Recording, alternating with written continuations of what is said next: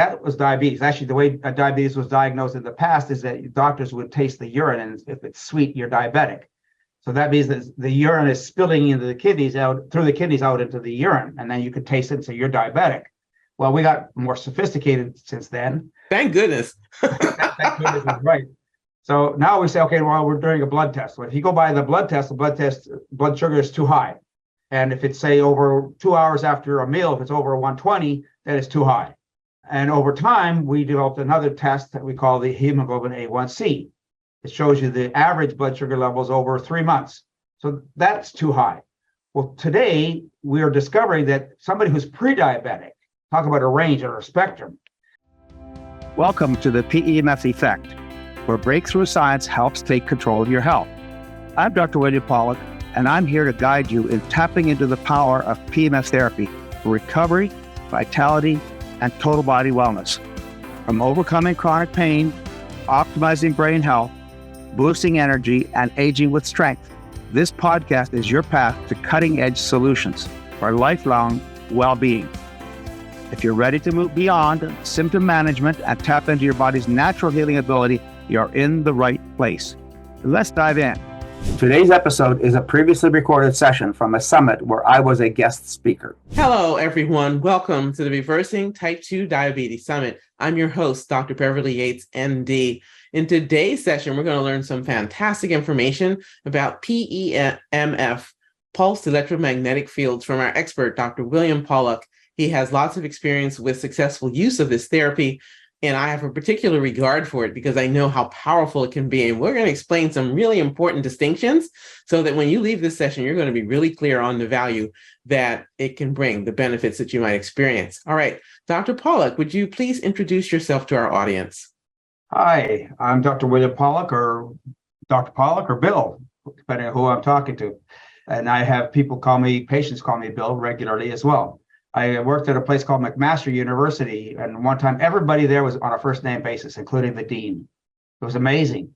And then I left McMaster, and then everybody went back to formal Dr. Pawluk all the time, right? So that's unusual.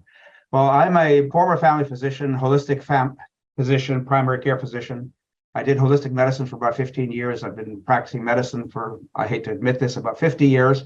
And during that journey, I got frustrated, as good doctors do, doctors who are constantly asking themselves, can they do better or not? And I used to call myself an unhappy doctor. I wasn't happy till I could solve your problem.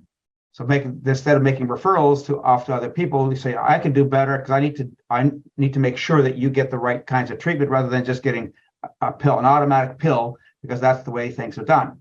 So along the way, I was working with a group of other doctors, and we had 2 patients almost die in a very short period of time from gastric bleeding. And the common cause for those people was ibuprofen. So ibuprofen causes gastric irritation. If you take enough of it and you take it over a long enough period of time, then you run into the risk of gastric bleeding. And they almost died. So that kind of really struck me. I said, okay, I've had this. This is enough. I've done this too many times. I've seen too many risks and problems. So let's figure out a different way to treat pain than using medication, including opioids or surgery or whatever. And I studied acupuncture. But that was 1990, when acupuncture was largely unheard of in the US. Madonna had not had her movie yet with all those needles in her back. So that kind of opened the gates to acupuncture, with Madonna having needles in her back. But in 1990, they didn't know what acupuncture was. And so people would not do acupuncture. Even though I know what it could do to help them, they wouldn't do it. So I said, well, how else could I do this other than using acupuncture? And what I found out is you could use magnets. As I started working with the magnets, it certainly stimulated the acupuncture points and meridians, but I discovered they were doing a lot of other things. They were doing a lot of healing work in tissue, right? So that acupuncture doesn't do that. If it does, it does it minimally. It's just not that strong for doing that. So that's not the purpose of acupuncture. It's to rebalance the body and the system, the yin and the yang, if you will. So then I started working with magnets, and it just sort of grew from there exponentially. Eventually, I published a book called Magnetic Therapy in Eastern Europe, a review of 30 years of research. So I met an MD PhD from the Czech Republic, got his PhD in magnetic therapy. So he had translated for his thesis and also for other government work. He translated a lot of that Eastern European science on magnetic field therapy. So it was not available in the West because it was written in a foreign alphabet. right? And it was in obscure journals, the Eastern European journals. You can't see them in the West. So he had translated a lot of this, and we put that into the book. So that's the first book that kind of blew my mind about all the things magnetic therapy could do. And at that point, it was 30 years later. So now it's like 50 years later. So magnetic field therapy continues to be done in Europe. And now the literature on magnetic field therapy has grown exponentially, grown dramatically. And so as a result of that, I collected a lot of this science on magnetic field therapy and produced another book that was more of a lay book. And it was a more universal. It wasn't just restricted to Eastern Europe. And that book was called Power Tools for Health. So, and in that book, I have about 500 references on all the different things that magnetic fields or magnetic therapy can do. And I reviewed about 70 different health conditions with the science, with the studies that were done to support those conditions. So that's kind of where we are today. And I produced a website called drpawluk.com. And that has a ton of content on it, but websites have their limitations, books have their limitations, all media have their limitations. So kind of weaving all these together, you get a really good sense of all the amazing things magnetic field therapy can do. Absolutely. It really is amazing. It's such a potent therapy, a real tool. And it just makes sense because, on one level, we humans, we are electromagnetic beings, right? Our spirit, our psyche, our mind, our physiologic interactions, our pathological interactions, all of it is based on that health or not healthy magnetic field, and being able to influence it makes total sense that this would be a healing therapy. So with that in mind, and knowing that we have an audience that's both colleagues of ours, health professionals, medical professionals, experts, as well as the general public, and who might not know about these things, what exactly is PEMF therapy? All right. Critical question, and related to that is a question that a lot of people will have. So let's dispense with the elephant in the room right away. EMFs. Yes. The EMFs are bad for you. Well, PEMFs, how can that be good for you if EMFs are bad for you? Right? So, but there's a huge difference between the two. First of all, EMFs are broadcasted into the environment. So whether it's radio waves or FM waves or radar or microwaves, they're just broadcast. So a cell phone or microwave tower broadcasts to the environment. A cell phone tower broadcasts to the environment. And those waves go on, they truly are waves. They go on forever, essentially. PEMF is created, magnetic fields that we use for therapy are created by current flowing through a wire. And I use my thumb as an example. So let's imagine my thumb is the wire with the current flowing through it. So as the current sort of pulses through there, every time it pulses, a magnetic field is created that's perpendicular to the flow of the electrons in the wire, right? That's the magnetic field. It's perpendicular. It's laws of physics. It happens all the time. So what that's called a closed loop, right? The current is closing and comes back on itself. Opens, comes back on itself. Microwaves are open loop. They just keep going into the environment. But the difference between microwaves and the PEMF is microwaves are extremely low frequency.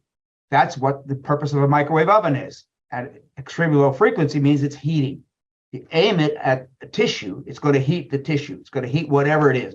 It could be plants, never mind tissue. It can heat water. So it's going to heat something, whatever it hits, it's going to be absorbed by it and heat. PEMFs don't heat. This has been a big problem in physics because the physicists have had years and years of arguing about this. If there's no thermal effect, then there's no effect. Are you tired of living with chronic pain? Medication only masks the symptoms, but real healing starts at the cellular level. I'm Dr. William Pawluk, the leading expert on PEMF therapy. Pulsed electromagnetic field therapy is a science-backed, drug-free solution that helps reduce pain, speed up recovery, and improve overall health, right from the comfort of your home. Take advantage of an exclusive 10% discount on drpawluk.com PEMF systems. Visit drpawluk.com, that's drpawluk.com, to register and claim your savings. This limited time offer is available only to registered listeners. Don't miss your chance to experience the benefits. Terms and conditions do apply. Don't just manage pain, transform your health. Visit drpawluk.com today and let's get started on your healing journey together.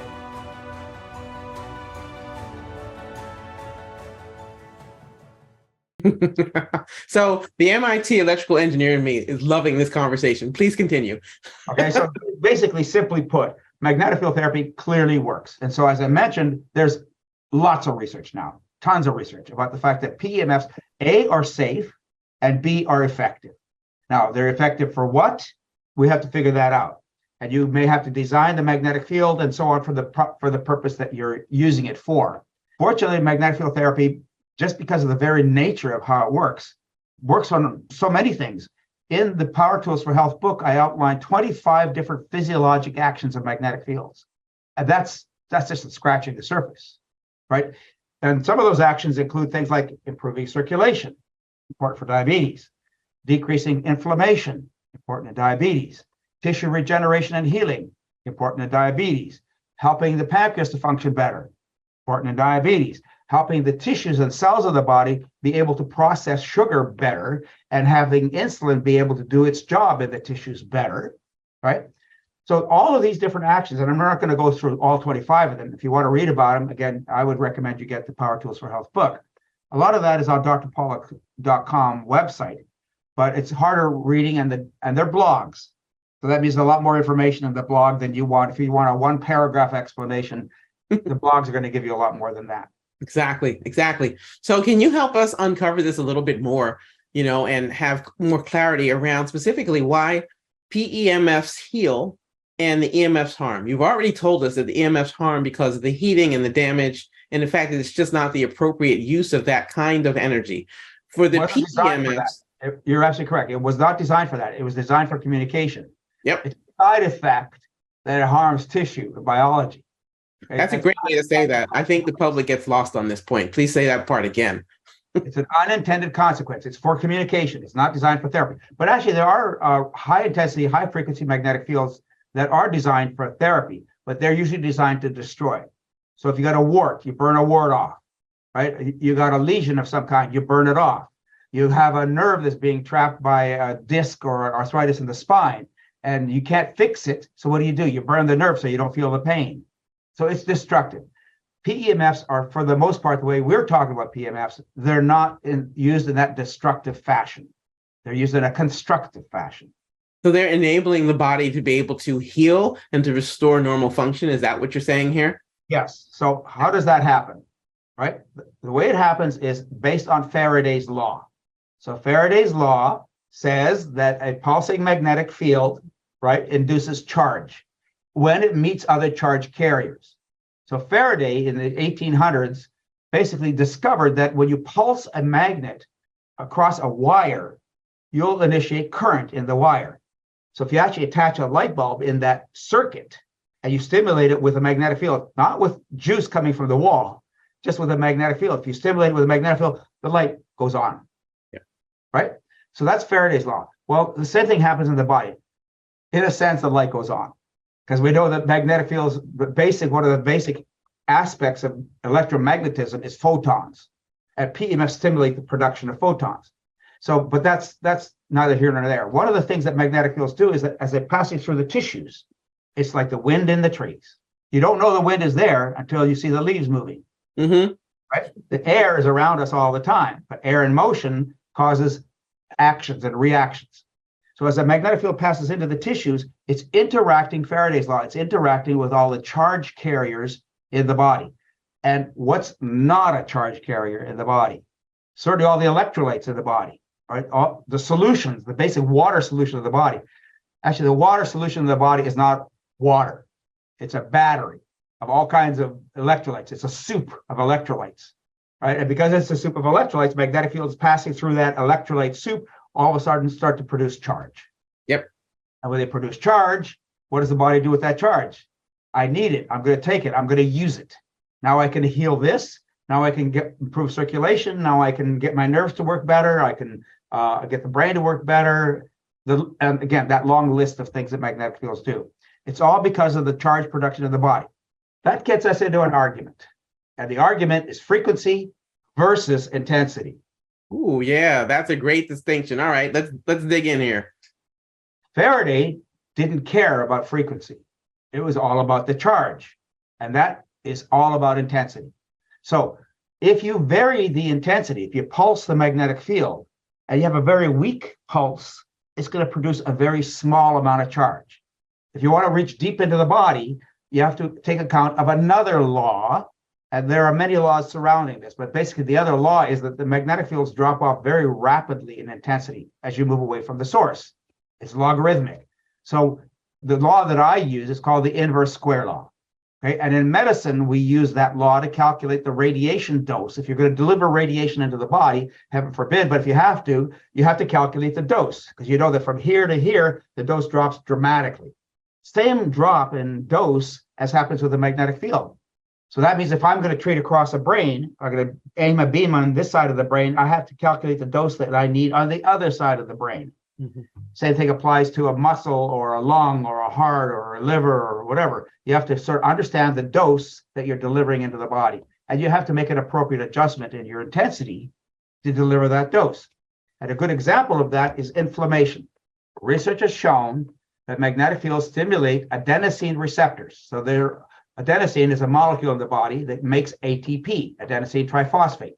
But it's not just for making ATP. The adenosine receptors sit on cells for other reasons, a lot of other reasons. Mm-hmm. And the adenosine receptor on the white blood cell helps the body to fight inflammation. Optimal magnetic field intensity at the adenosine receptor to improve inflammation is 15 Gauss, Gauss. That's the measure of a magnetic field intensity. It's also measured by something called Tesla or millitesla, but we use Gauss most of the time. So you need 15 Gauss at the target tissue to decrease inflammation. So again, if I'm trying to aiming the magnetic field at one side of the head, on the other side, you got to calculate the dose to deliver it on the other side, 6 inches away, which is typically going to be about 4,000 Gauss. So you need 4,000 Gauss on one side of the brain to deliver 15 Gauss to the other side. Okay, you can do the same calculation across the shoulder or into the belly to heal a kidney problem or a liver problem. So if you're diabetic with kidney disease and you start magnetic field therapy, you'll start to heal that kidney because you're going to improve the circulation and the blood vessels and nerves and everything that are happening in that kidney, reducing the inflammation. So you have to have the right dose. So that's a great description. Thank you for being so clear about it. The whole idea of a right dose and being targeted and specific in the effect you're trying to have, I think, really makes that ever more tangible, because sometimes people don't understand all these nuances and they kind of get lost. They've either have a preconceived notion that there's nothing about electromagnetic fields that could ever be helpful, or they think any kind of field could be helpful, and neither is true, right? You have to know what the significance is here. You mentioned, just for a second, if we could go back, adenosine and adenosine receptors. And I was thinking about the role of inflammation for people who have sleep problems. There's a lot of diabetics that struggle with their sleep. And I'm wondering about the pressure that builds up through the day in a healthy person with adenosine, meaning that it makes it much easier at night typically for them to go to sleep. When people have sleep disruptions, they've got inflammation and they've got adenosine. Since you brought it up, would you share your thoughts about that? And then we'll continue on back to PEMFs. Well, obviously, there are a lot of different causes of sleep problems, right? And it could be hypoglycemia, right? And if you're hypoglycemic, what are you doing? You're producing a lot of adrenaline to try to get your sugar back up, right? That is too low. You're hypoglycemic. So you want to raise it. So you produce adrenaline. What does adrenaline do to sleep? Yeah, what happens if you run a mile and you come back home and you want to go to sleep? Well, you can't go to sleep because you're revved up. Exactly. That's adrenaline. So that's one aspect of it. Obviously, circulation issues become a problem with diabetics, and the brain is very much affected in diabetes by circulation problems, same as circulation problems elsewhere in the body. So magnetic field therapy, by decreasing inflammation, makes the brain quieter. The brain is irritable. The nerves in the brain are irritable when they're inflamed. That's why if you have a burn, and if you touch the burn with your finger, just touch it. It'll hurt because it's inflamed, right? Well, that's the nerves in the skin that are telling you this is an inflamed area, and they're hyperexcited. Well, again, think of it at a tissue level inside the body. Same things happen inside the body too. It makes total sense, right? So people can think about, what pertains to them if they are the person who has diabetes or prediabetes. Maybe they've seen this in family and friends. And if you are a clinician, you're working in a clinical practice setting, you can better maybe understand what's going on for the people that you serve, right? So then now when we're thinking about PEMFs, how do they help prevent and treat diabetes? Because I think really for people to be clear about, the vascular changes, the changes in blood flow and perfusion, glycation, all that stuff, how specifically do PEMFs help to prevent and treat diabetes? Well, diabetes, for those who are in the know, obviously, and everybody's going to be listening to this summit is going to become in the know, right? So diabetes is a spectrum. So we used to call diabetes a hemoglobin A1C above 8, right? Or 8.5 or 9 or 10. That was diabetes. Actually, the way diabetes was diagnosed in the past is that doctors would taste the urine, and if it's sweet, you're diabetic. So that means that the urine is spilling into the kidneys through the kidneys out into the urine, and then you could taste it and say you're diabetic. Well, we got more sophisticated since then. Thank goodness. Thank goodness, right. So now we say, okay, well, we're doing a blood test. So if you go by the blood test, blood sugar is too high. And if it's, say, over 2 hours after a meal, if it's over 120, then it's too high. And over time, we developed another test that we call the hemoglobin A1C. It shows you the average blood sugar levels over 3 months. So that's too high. Well, today, we are discovering that somebody who's pre-diabetic, talk about a range or a spectrum.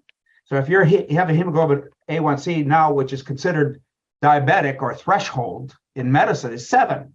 That's insanity. But that's what doctors, because remember, they came from 8, 10, or 12, and now 7 seems really low for many diabetics because they're running 9s and 10s and 12s routine basis. Well, 7, that is hooray, hallelujah.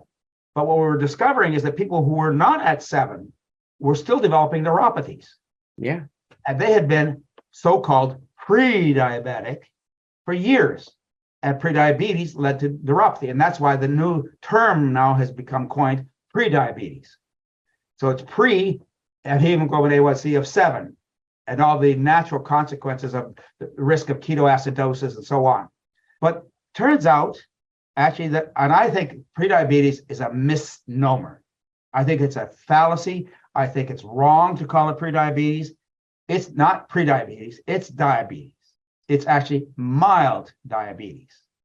Your body was designed to heal, but illness, chronic disease, stress, injury, and time can slow that process down. What if you could restore your body's natural ability to recover, recharge, and feel its best? The key to healing is giving your body the energy to repair itself. PEMF therapy does exactly that. Recharging your cells, improving circulation, reducing inflammation, and helping you function at your best. For decades, I've studied this technology, worked with hundreds of medical professionals, and helped thousands of people reduce pain, regain energy, and take control of their health. However, not all PEMF devices are created equal. No one size fits all. We offer personalized consultations so you can find the right device for your needs, backed by real science and trusted results. If you're ready for a real solution, let's talk. Schedule a consultation at drpawluk.com. That's PRPAWLUK.com, because real healing starts at the cellular level. I think the pre lulls people often into a sense of, oh, I'm okay. And it's like watching a train wreck in slow motion. I think it is irresponsible. I agree. I think these things need different names. Or you can see the wreck happening or coming, right? You can see it coming, right? Yeah. So pre-diabetes is you can see it coming. So actually, I treat pre-diabetes as diabetes. Fair enough. I think that's a really protective, great way to go about it, because who wants to have all the nasty consequences that go of uncorrected blood sugar issues, right? That glycemic control really matters. So it seems to me that these PEMFs are really great to help prevent and also treat issues of diabetes, and including people along the spectrum, whether they've been told it's pre-diabetes now, which is 5.7 to 6.4 for an A1C, or type 2 diabetes, formerly diagnosed by most labs at like 6.5 or higher for that A1C. But I agree with you about your thoughts that it is absolutely a spectrum response, and some of the biggest damage is done on that pre-diabetes end. For a longer period of time. So that's right. Because it's silent, it's happening for a long period of time. And over time, those effects accumulate, even though, again, they're pre-diabetic. I've seen this also lead to dementia in Alzheimer's. People will say, oh, well, that person was pre-diabetic. They didn't have type 2 diabetes, as if somehow that was a protective. It's like, I realize people do not understand the real threat of all this. Okay. They don't. And I think if pre-diabetes can cause neuropathy, what can it do to the brain? Exactly. What can it do to the heart? What can it do to a wound or a scratch, right? What does it do to the immune system? So all of these problems are still there. They're just much milder. And because they're milder, we don't really realize why. I'm actually surprised today at how few doctors, medical doctors, routinely do A1Cs. They're not routine in medical practice. Cholesterol is. Is cholesterol a bigger problem than prediabetes? Not in my opinion. Not in my opinion. Not in my opinion. I think it's a lot more damage being caused by prediabetes. Yeah. But go back to your question. How do PEMFs help? So PEMFs help across the entire spectrum of diabetes.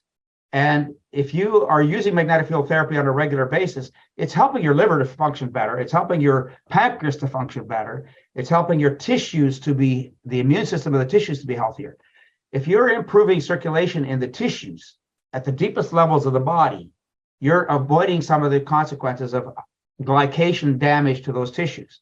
So if you have glycation products, so a glycation product is an end result of glucose metabolism. It's what's left over. And those glycation are what we call AGIs, or advanced glycation products, or indexes. But anyway, if those advanced glycation products are depositing in the tissues, they lock on. They don't let go. And they're an irritant. And as a result, they cause inflammation.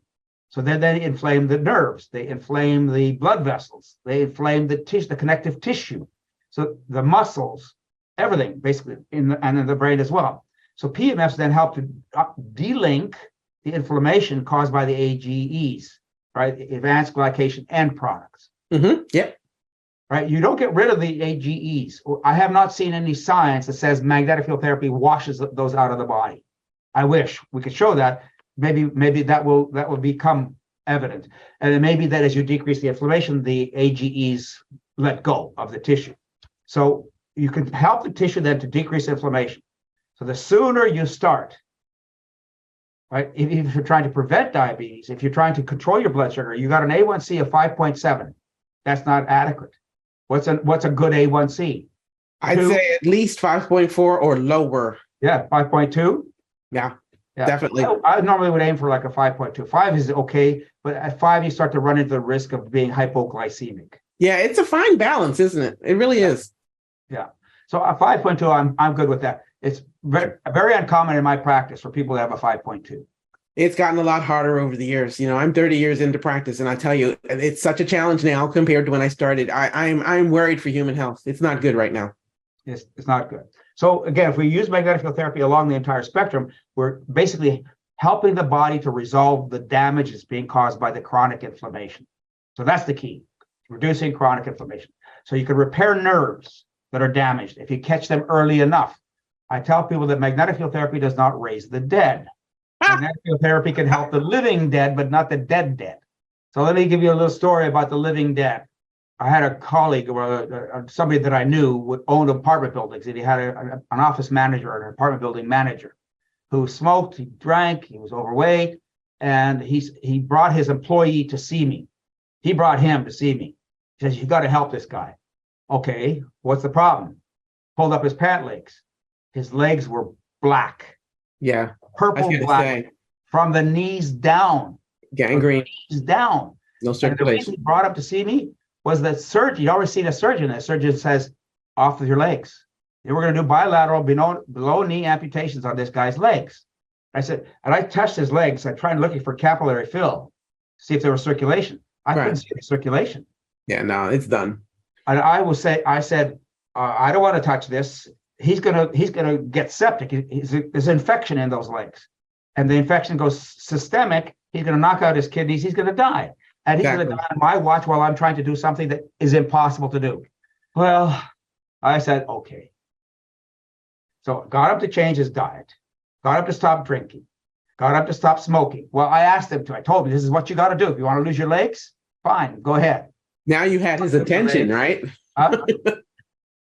Yeah, I said, this is urgent. I mean, I don't want to take you on as a patient because you're going to die on my watch. I don't want that to happen. Anyway, they insisted. So I said, okay, fine. I'm going to see you in a week. We started him on magnetic therapy right away, magnetic field therapy and the dietary and nutrition changes. And he did it. God bless it. He did it. That's great. Came back in a week, touched the skin. a little bit of pink is coming in. Your little capillary fill, right? Yeah. Right? Beginning to get some capillary fill. So I kept following him weekly, and it's a very slow process. And he persisted over that whole period of time with the magnetic field therapy and the nutrition. Literally, 3 months later, he went back to the vascular surgeon, and he says, "Oh, I guess we don't have to amputate," right? But he didn't ask what he was doing. Isn't that crazy? I hear this all the time from people. I'm like, why wouldn't you ask what worked? Because it's not what they do. Exactly. A surgeon's cut. That's what they do. All right. So medical doctors and people like ourselves who work with functional medicine, we know what we can accomplish with functional medicine if we have enough time. If you're on the edge of a cliff in a gale, you don't have to worry about why you got on the cliff in the first place.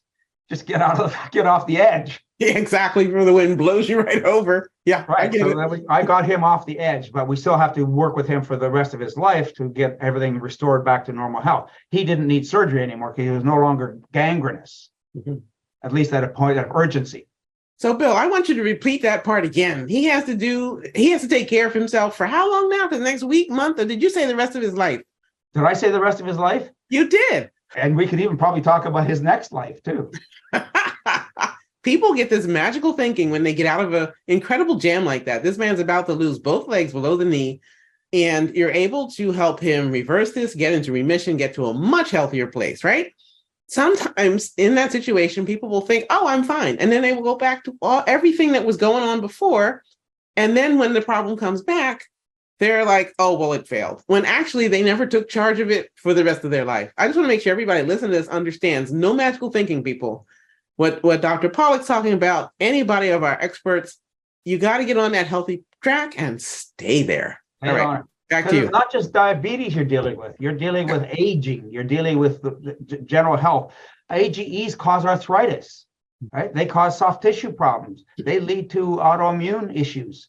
So all of these, there's lots of consequences to all this. Let me give you another story about what in medicine, we do bypass grafts, right? Your blood vessels in your heart are blocked. You have chronic angina, and you're about to have a heart attack.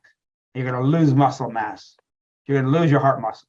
So what do? We do a bypass graft. Research has shown that the people who have bypass grafting die sicker. Why? Why would they die sicker? Well, you just caused this benefit to their hearts. They didn't change what they did to get there in the first place, right? So you got a graft. It's getting you off the edge of the cliff.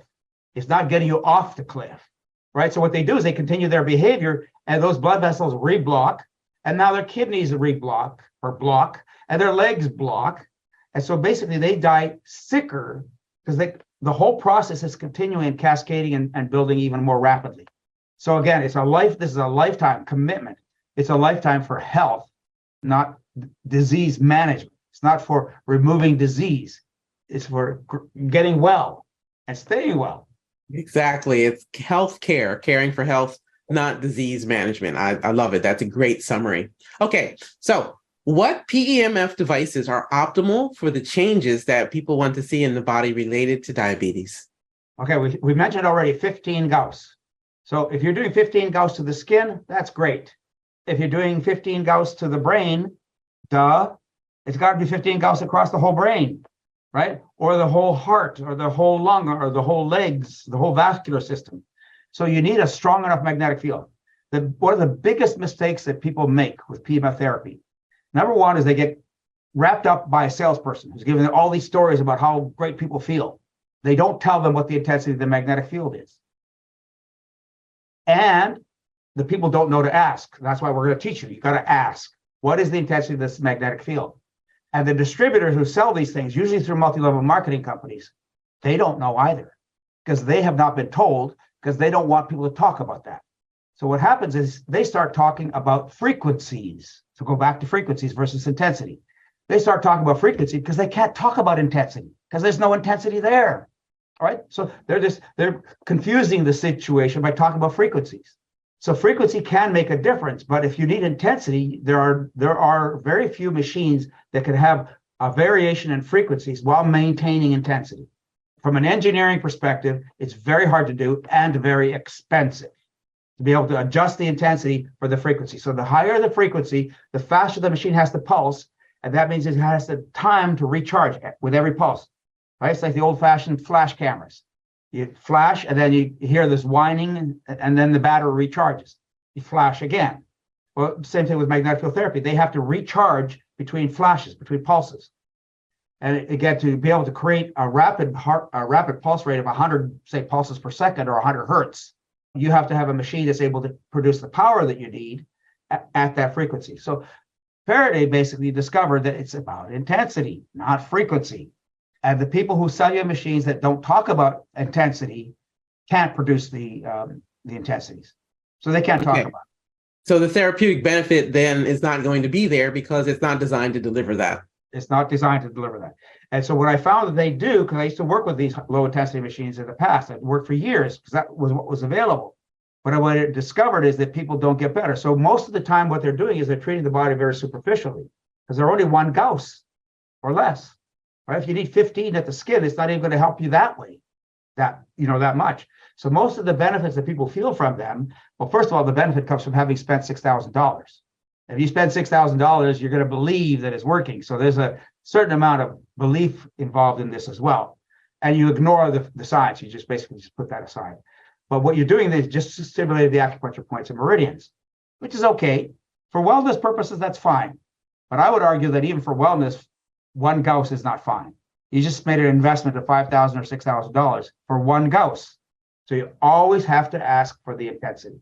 I don't care about the frequencies. The only time I care about the frequencies is when I'm treating the brain, primarily for things like waking the brain up or putting the brain to sleep or making you more relaxed. So when I'm doing brain stimulation, frequency then becomes important because the brain has frequencies in it. But the rest of the time, for the rest of the body, most of the time, it's the intensity that matters.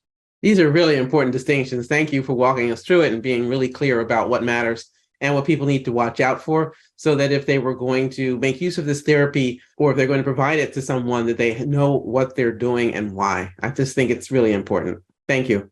One of the biggest mistakes people make is they buy based on price. So the purpose of our discussion today and this presentation is to teach people about getting the right equipment, right? You can't think about cost. If you're about to lose your legs, you better not think that all I want to spend is $100. You're not going to get much for $100. In the doctor's offices, I can tell you right now, the machines that are used often in doctor's offices are $35,000. Now, you don't have to spend that much to have a really good magnetic system, but you may have to spend more than $5,000 to get a good magnetic system. And we offer consultations on drpawluk.com for people who are willing to make the changes they need to make, not only in their health, but also in the equipment to get the right equipment for them. All of this makes sense. And along with the idea that they really have to be on board for caring for themselves for the rest of their lives. Whatever will be helpful and will produce healing for that individual, it's a lifetime commitment. It's not like an oil change. You don't just roll up, get your oil changed, and then roll back out. This is a lifetime commitment. Okay, cool. It's building a house and maintaining a house over the rest of its life. Absolutely. I love that. Okay, great.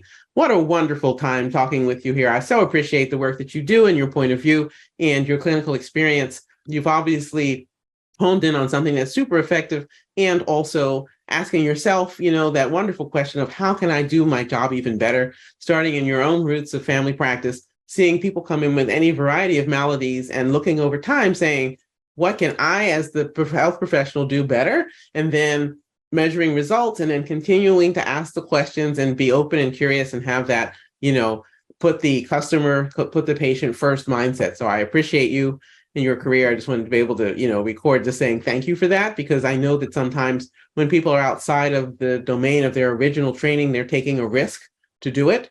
But when you get such great results, this is when it can all come together. So friends, anyone watching these sessions, please, if you see or hear information that is of value to others in your lives, kindly share this summit while it is still up and available, because we're really trying to make sure people are well informed and know that there are resources available to them. This diabetes problem has become such a worldwide issue. It's its own pandemic. We really want to make a difference and help as many people as we possibly can. All right, Dr. Pawluk, any closing thoughts as we wrap up here? Yes, I think, again, we talk about a spectrum. Now, if you have the wherewithal and the resources and you understand the problem, you need to get magnetic field therapy going for your whole body as early as possible. Because never mind whether you have diabetes or not, all of us can use magnetic field therapy because it amplifies anything you're doing. But if you're a diabetic, you already have some kidney issues, you already have some heart issues, vascular issues, you already have some brain issues, you better get yourself on the right magnetic system early. You don't want to be like that gentleman with the legs, getting to a point where you're now having to have amputations. You don't want to be the living dead. You want to be pre-living dead, preferably healthy and wanting to stay healthier. So getting the right equipment as soon as possible is important. Yeah, it makes sense. We want to be fully alive, healthy and thriving, and maintain our independence for as long as possible. And we just need to do the pieces along the way that make the difference and get those results as quick as possible and then sustain this amazing human frame. All right. Thank you so much for your time and energy here today. Thanks for joining me on the PEMF Effect. I hope today's conversation gave you new tools, insights, and inspiration to take control of your health. If you enjoyed this episode, don't forget to subscribe, leave a review, and share it with someone who could benefit from PEMF therapy and holistic healing. Your body has the power to repair, recover, and thrive. Sometimes it just needs the right charge. Until next time, stay curious, stay proactive, and keep powering up to better health.